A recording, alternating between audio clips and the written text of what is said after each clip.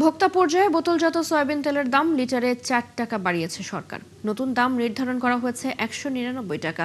দাম বেড়েছে খোলা সয়াবিন তেলেরও। খোলা সয়াবিন তেল লিটারে 4 টাকা বাড়িয়ে 179 টাকা করা হয়েছে। বিকেলে বাণিজ্য মন্ত্রণালয় ভোজ্য তেলের দাম সমন্বয় নিয়ে বৈঠকের পর ব্রিফিংয়ে বাণিজ্যমন্ত্রী খন্দকার আব্দুল মুক্তাদির এ তথ্য জানান। তিনি বলেন, রোজার সময়ে উৎসে দাম বেড়েছে, কিন্তু সাধারণ মানুষকে স্বস্তি দিতেই দাম বাড়ানো হয়নি। তবে বাজারের দাম কমলে পরবর্তীতে কমানো হবে। ব্রিফিংয়ে মেঘনা গ্রুপ অব ইন্ডাস্ট্রিজের চেয়ারম্যান মুস্তাফা কামাল জানান, সরকারের সিদ্ধান্ত মেনে নিয়েছেন তারা। এখন যে দাম সমন্বয় করা হলো তাতেও ব্যবসায়ীদের ক্ষতি হবে। ঈদের পর দাম আবার সমন্বয় করার অনুরোধ জানান তিনি।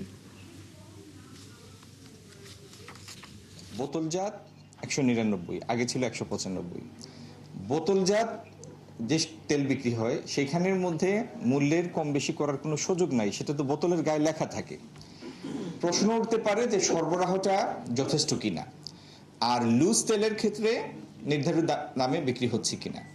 এখন যেহেতু মূল্য সমন্বয় হয়েছে, আমরা নজরদারি আরও বৃদ্ধি করব, স্থানীয় প্রশাসন করবে, ভোক্তা অধিকার করবে, এবং এটির কোনো ব্যত্যয় আমরা সহ্য করব না। যে উৎসে যখন কোনো কিছুর দাম বেড়ে যায়, ফ্রেট বেড়ে যায়, প্লাস যে এখন বিশ্ব একটা ভোলাটিলিটি যাচ্ছে, এটা আপনারা সবাই অবহিত। তো সেই দৃষ্টিকোণ থেকে এখানে অ্যাডজাস্টমেন্টের বা ন্যায্যতা অনেক আগে থেকেই ছিল। মাননীয় মন্ত্রীও চেষ্টা করছে, ভোক্তাদের কথা উল্লেখ করে নতুন সরকার আসছে, সরকার প্রধানও এই ব্যাপারে কনসার্ন, উনি যেটা আমাদেরকে বলছেন, মাননীয় প্রধানমন্ত্রী এই ব্যাপারে খুব কনসার্ন। তো যার জন্য আমাদের এই বিষয়ে কিছু বলার নাই। এটা যেটা হয়েছে অত্যন্ত মিনিমাম, কিন্তু আমাদের এটা অ্যাডজাস্টমেন্টটা পুরোপুরি হয় নাই। তারপরেও মাননীয় মন্ত্রী যেখানে বলছে আমরা সেই জিনিসটাই মেনে নিচ্ছি।